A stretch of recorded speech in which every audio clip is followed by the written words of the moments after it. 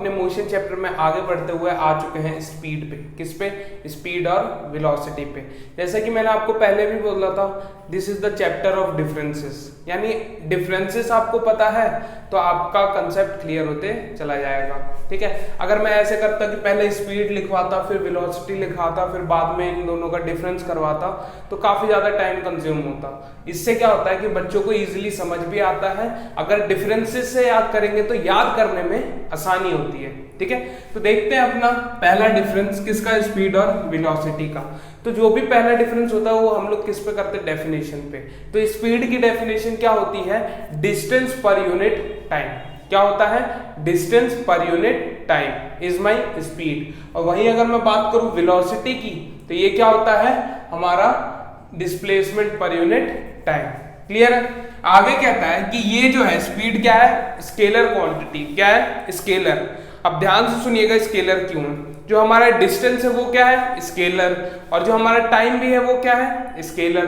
तो इसलिए क्या हो जाएगा, scalar bye scalar is scalar. ठीक है, अब यहां पे देखिए वेलोसिटी वेक्टर क्यों है, वेलोसिटी वेक्टर क्वांटिटी क्यों है, क्योंकि यहाँ पे जो हमारा क्या बोलते हैं डिस्प्लेसमेंट है, क्या है हमारा डिस्प्लेसमेंट, वो एक वेक्टर क्वांटिटी है। क्या है, वो एक वेक्टर क्वांटिटी, यानी कि डिस्प्लेसमेंट के पास डायरेक्शन भी होता है और मैग्नीट्यूड भी होता है, लेकिन जो टाइम है वो क्या है, स्केलर। तो हमारे पास क्या आ रहा है, vector by scalar, vector by scalar. तो vector by scalar is my vector. Clear? अब बच्चे फंस जाते हैं कि कई बार इनका डेफिनेशन भूल जाते हैं, तो उनके लिए मैं ये बना रहा हूं, ध्यान से देखिएगा। ये ट्रायंगल, ये ट्रायंगल जिसको याद होगा वो कभी भी फॉर्मूला में गलती नहीं करेगा। ठीक है, यहां पे अंदर मैं लिख रहा हूं DST। ठीक है, D से मेरा डिस्टेंस है, S से मेरी स्पीड है और T से मेरा टाइम है।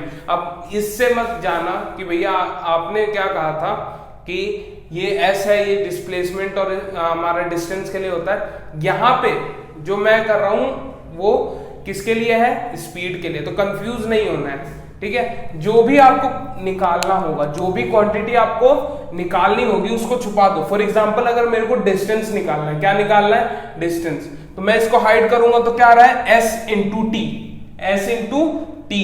तो यानी जो डिस्टेंस है वो क्या होगा, स्पीड इंटू टाइम। अगर मेरे को टाइम निकालना है, अगर मेरे को टाइम निकालना है तो क्या हो जाएगा, D by S, D by S, distance upon speed. और अगर मेरे को स्पीड निकालना है तो क्या हो जाएगा, डिस्टेंस बाय टाइम। क्या हो जाएगा, डिस्टेंस बाय टाइम।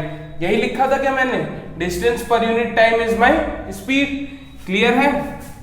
अब आगे चलिए, आगे कहता है कि जो स्पीड होता है, जो हमारी स्पीड होती है वो हमेशा कैसी होगी, पॉजिटिव। कैसी होगी, पॉजिटिव। क्यों?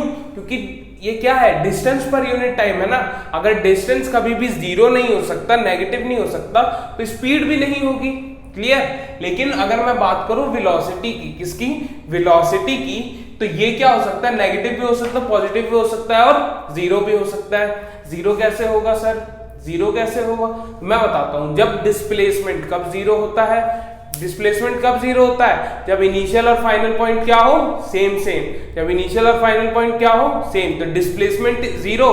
तो जीरो बाय कुछ भी टाइम ले लो, जीरो बाय कुछ भी टाइम ले लो तो कितना आएगा, जीरो। और डिस्प्लेसमेंट बाय टाइम क्या देता है मेरे को, वेलोसिटी, यानी वेलोसिटी भी उस टाइम कितनी होने वाली है, जीरो। समझ गए? चलिए, अब बच्चे इससे कंफ्यूज मत होना कि जो अगर बॉडी की वेलोसिटी जीरो है तो वो मोशन में नहीं होगी। ठीक है, कई बार ये क्वेश्चन पूछ लेता है कि if the velocity of a body is zero can we conclude that the body is at rest. तो हमारा आंसर होगा नो। क्या, नो। क्यों? क्योंकि हमारा जो वेलोसिटी जीरो है उसका मतलब बिल्कुल भी ये नहीं है कि जो ऑब्जेक्ट है वो किस पे हो, रेस्ट पे। क्यों? क्योंकि अगर डिस्प्लेसमेंट जीरो है तो इसका मतलब ये थोड़ी है कि बॉडी ने कुछ डिस्टेंस ही कवर ना किया हो। समझ गए ना? चलिए, तो आगे चलते हैं। आगे आती है इनकी एसआई यूनिट। तो एसआई यूनिट ऑफ स्पीड भी क्या होती है हमारी, मीटर पर सेकेंड। अब इसको कुछ लोग इस तरीके से भी लिख लेते हैं, MS इनवर्स। ठीक है, यहां पे क्या आएगा, इसकी भी सेम ही होती है। ठीक है,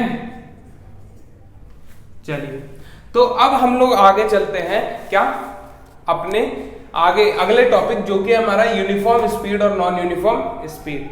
तो जैसे हमारा यूनिफॉर्म मोशन था उसी तरीके से कुछ ये भी है।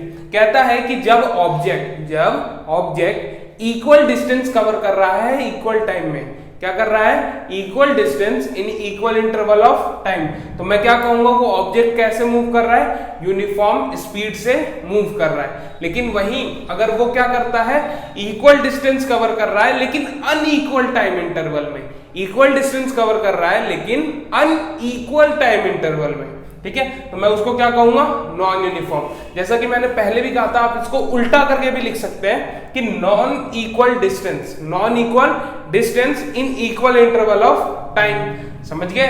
चलिए, तो अब किसी भी तरीके से इसको नॉन यूनिफॉर्म को डिफाइन कर सकते हैं। और सिमिलरली हमारा आता है यूनिफॉर्म वेलोसिटी और नॉन यूनिफॉर्म वेलोसिटी, ठीक है। तो यूनिफॉर्म वेलोसिटी में क्या होता है कि जो ऑब्जेक्ट होता है वो इक्वल डिस्प्लेसमेंट्स कवर करता है, क्या, equal displacement in equal interval of time.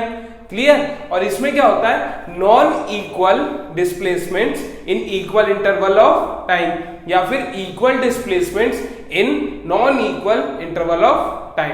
कोई एक चीज नॉन इक्वल होगी किसमें, नॉन यूनिफॉर्म वेलोसिटी में, या नॉन यूनिफॉर्म स्पीड में, या फिर नॉन यूनिफॉर्म मोशन में, ठीक है। चलिए, तो फटाफट वीडियो को कर लीजिए पॉज और उतार लीजिए।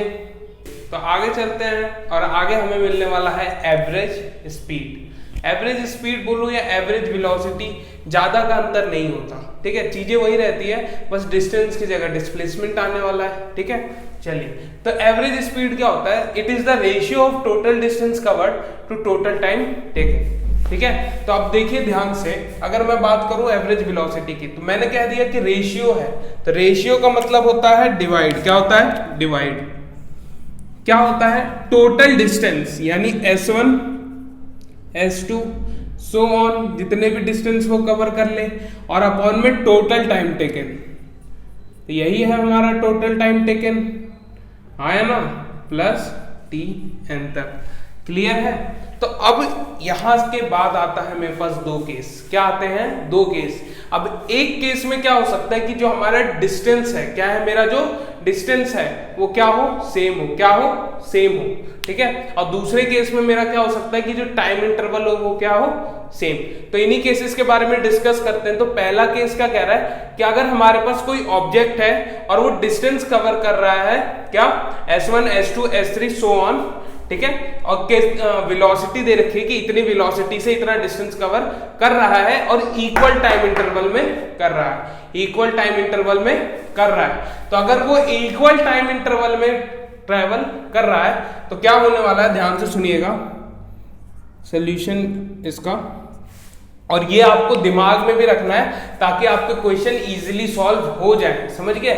एवरेज वेलोसिटी के क्वेश्चन अगर आपको ये फॉर्मूलाज पता होंगे तो आप और आसानी से क्वेश्चन को कर सकते हैं, ठीक है। तो पहला फॉर्मूला देखिएगा, मेरे पास मैं बात कर रहा हूं एवरेज वेलोसिटी की। एवरेज वेलोसिटी की क्या होता है, टोटल डिस्टेंस है ना, और टोटल टाइम टेकन। अब ध्यान से देखिए, तो टाइम तो सबका सेम ही है, तो t plus T plus T plus so on, last में भी क्या आने वाला है मेरे पास, t ही मिलने वाला है, ठीक है। अब मैं अगर आपसे पूछूं कि 2 प्लस 2 ये मैं लिख दूं 20 टाइम्स, क्या लिख दूं, 20 टाइम्स, तो इनका सम क्या होगा, इनका सम क्या होगा, तो आपका जवाब क्या आने वाला है, फटाफट बता दीजिए, फटाफट बताइए, फटाफट। आप लोग कह देंगे 40, क्या कहेंगे, 40 कैसे कहेंगे कि जो लिखा है उसको उतने टाइम से मल्टीप्लाई कर दो। अगर 20 बार लिखा है, सेम चीज 20 बार है, सेम चीज 20 बार है, तो 20 को उस चीज से मल्टीप्लाई कर दूंगा तो उसके सम के बराबर आने वाला है। तो 20 इंटू 2 कितना होगा मेरा, 40। तो सिमिलरली यहां पे क्या है, t प्लस सो ऑन, कहां तक, t तक, और ये कितना है, n टाइम्स है, कितना है, n टाइम्स। अगर ये n टाइम्स है, चीजें n है और क्या है, t है। समझ गए? तो कैसे आया nt, पता लग गया ना। चलिए, बहुत बढ़िया। तो अगर मैं, ये तो मेरा ये नीचे वाला हो गया, और अगर मैं S1 की बात करूं, डिस्टेंस की बात करूं, तो मैं इस डिस्टेंस को क्या लिख सकता हूं, वेलोसिटी बाय टाइम लिख सकता हूं क्या, सॉरी यही लिख सकते हैं ना, क्या होता है, ट्राइंगल देख लेंगे। क्या होता है, यहां पे होता है हमारा s, ये हमारा हो गया, sorry, distance is equal to speed into time, ये होता है। मैं आपसे पूछ रहा हूं क्या, डिस्टेंस, s क्या है, डिस्टेंस है ना, तो मैं इसको क्या लिख सकता हूं, स्पीड इनटू टाइम। स्पीड है v और टाइम है मेरा t, हाँ है ना, तो मैं इसको क्या लिख सकता हूं, v1 इंटू टी, टाइम तो t ही है ना, चलिए, और s2 को क्या लिख सकता हूं, v2 into T, plus so on, ऐसे ही हो जाएगा क्या मेरा, vn आएगा और उसके साथ t ही रहने वाला है, और नीचे क्या होने वाला है मेरा, nt, क्या होने वाला है मेरा, nt, अंटी नहीं बोल रहा भाई, nt, n टाइम्स t, ठीक है। चलिए यहां पे देखिए, अब मैं अगर ध्यान से देखूं तो यहां से तो t कॉमन आ जाएगा, देखिए ध्यान से, t और यहां पे भी क्या है मेरा t, और यहां पे भी क्या है मेरा ये t। तो अगर मैं ऊपर में से सब जगह से t कॉमन निकाल लूं, ऊपर से न्यूमरेटर में से मैं अगर t कॉमन निकालता हूं तो क्या हो जाएगा, v1 plus v2 plus so on vn तक, और उसको पूरे को मल्टीप्लाई कर रहा हूं t के साथ, तो t के साथ t कट जाएगा, t के साथ t कट जाएगा, t के साथ t कट जाएगा, तो मेरे पास आ जाएगा v1 plus v2 so on till vn upon n। और ये क्या होता है, ये क्या होता है, average mean. Average mean, mean पता है ना क्या होता है, जो चीजें हैं उनको n टाइम्स डिवाइड कर देते हैं, क्लियर है। चलिए तो आगे चलते हैं अपने दूसरे केस पे, ठीक है। अब आपको जो क्वेश्चन मिलेगा ना, तो उसे आप देखेंगे कि आपको स्कूल में काफी लंबे चौड़े तरीके से सिखाया जाता है, ठीक है। ये फॉर्मूला अगर आपको पता है, ये फॉर्मूला अगर आपको पता है तो आप डायरेक्टली अप्लाई कीजिए, ठीक है, कोई भी आपके मार्क्स नहीं काट सकता है, क्लियर। चलिए आगे देखिए, हमारा क्या केस कह रहा है, इस बार की ऑब्जेक्ट मूव कर रहा है v1 v2 v3 के साथ, ठीक है, और टाइम इंटरवल ले रहा है, इस बार टाइम इंटरवल डिफरेंट है, और मेरा जो डिस्टेंस कवर है वो क्या है, सेम है। क्या है मेरा डिस्टेंस कवर, सेम, तो क्या होगा, ध्यान से देखिएगा, v average is equal to, ये वाला काफी इंपॉर्टेंट है, ध्यान से देखिएगा, क्यों, क्योंकि ये वाला फॉर्मूला थोड़ा सा बड़ा भी है और बच्चों को याद भी नहीं होता जल्दी। यहां पे आप ध्यान से देखिए, s सेम है, s मेरा सेम है, s n तक, ठीक है। चलिए n मत लगाइए, n s रखिए, n टाइम्स है, ये डॉट डॉट डॉट मतलब क्या है, सो ऑन, ठीक है। चलिए आगे देखिए, नीचे क्या आता है, टोटल टाइम आता है t1 plus t2 so on till tn तक, आया ना। अब ध्यान से देखिए, वही ट्रायंगल क्या होता है मेरा, जो मेरा डिस्टेंस होता है स्पीड इनटू टाइम। इसको आप या तो ज्यादा कंफ्यूजन हो रही है तो इसको v लिख लीजिए, कंफ्यूजन ही दूर करिए, छोड़िए, distance is equal to speed into time. चलिए तो अब मेरे को चाहिए टाइम के साथ, तो क्या हो जाएगा, distance by velocity, distance by velocity, distance by velocity. Distance है मेरा s, ये देखिए, अब यहां पे भी ns आ जाएगा, हाँ है ना। चलिए ns आ गया, अब ध्यान से देखिए नीचे क्या आने वाला है, t1 प्लस t2, ठीक है, इनकी जगह मैं कर दूंगा क्या, मेरा जो सेम डिस्टेंस है s अपॉन में v1, s अपॉन में v1 प्लस s अपॉन में v2 plus so on till s upon में vn, क्लियर है। चलिए डेरिवेशन आपको याद नहीं रखना, आपको फॉर्मूला, ये जो लास्ट में आ रहा है ना, ये कि अगर टाइम इक्वल हुआ, अगर मेरा टाइम इंटरवल इक्वल हुआ तो मैं इस फॉर्मूले को यूज करूंगा, ठीक है। और ये डेरिवेशन पेपर में नहीं पूछी जाती, ठीक है, लेकिन जो आप लोग को क्वेश्चन करवाया जा रहा है स्कूल में, वो यही चीज कर रहे हैं, समझ गए। चलिए अब ध्यान से देखिए, अगर मैं क्या ले लूं, यहां से सब में s कॉमन ले लूं, क्या ले लूं, सब में से s कॉमन ले लूं, तो मेरे पास क्या बचने वाला है, ध्यान से देखिएगा, ns ऊपर है अपॉन में s कॉमन ले लिया, 1/v1 plus 1/v2 plus 1/v3 so on, या फिर ये v3 हटा दीजिए बीच में से, यहीं पे सो ऑन लगा दीजिए, प्लस 1/vn, यही होगा, हाँ या ना। अब इस s से ये s कैंसिल आउट होने वाला है, क्लियर है। तो मेरे पास क्या बच जाएगा, n upon 1/v1 plus 1/v2 plus 1/v, यहाँ पे डॉट डॉट डॉट लगा दीजिए, ज्यादा बड़ा करने की जरूरत नहीं है, ठीक है। ये है हमारा v एवरेज, ये हमारा v एवरेज, ठीक है। ये फॉर्मूला आपको ध्यान में रखना है।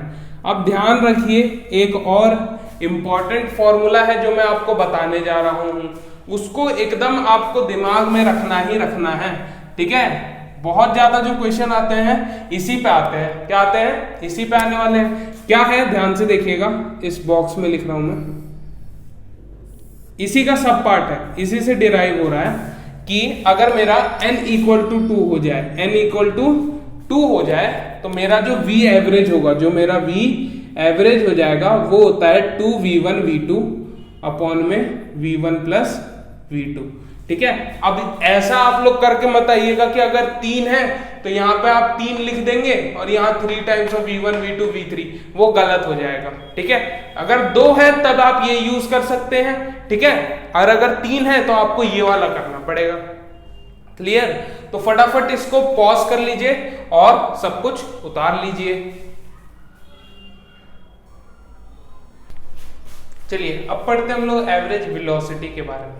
तो एवरेज वेलोसिटी क्या होती है कि कैसे डिफाइन कर रहे हैं, ध्यान से सुनिएगा। It is defined as the change in position, या फिर कहूं डिस्प्लेसमेंट, जो कि होता है मेरा डेल्टा एक्स। डेल्टा एक्स मतलब फाइनल माइनस इनिशियल, यानी उसकी जो फाइनल पोजीशन थी और इनिशियल पोजीशन के डिफरेंस के बराबर मेरे को क्या मिलता है, डिस्प्लेसमेंट, ठीक है। Is divided by the time interval in which displacement occur. तो अब इसका एक मैथमेटिकल फॉर्मूला देख लीजिए, जो कि क्या हो गया हमारा, डेल्टा एक्स अपॉन में टी। अब ये जो टी क्या है, ये मेरा टाइम इंटरवल है।